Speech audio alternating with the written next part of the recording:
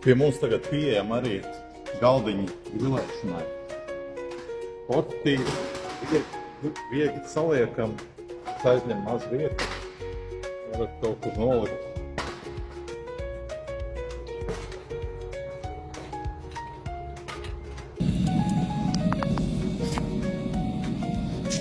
Uz kastes arī ir lietošanas instrukcija. Pirms lietošanas vēlams būtu notīrīt ar siltu pelniņu. Kāpēc jānotīra droši vien, lai ražošanas procesā kaut kādas eļļas vai kas varētu garšīgi.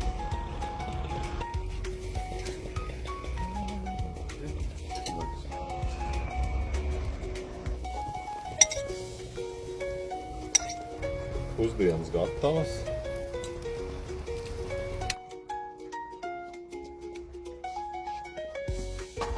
Šādi galdi mums ir pieejami.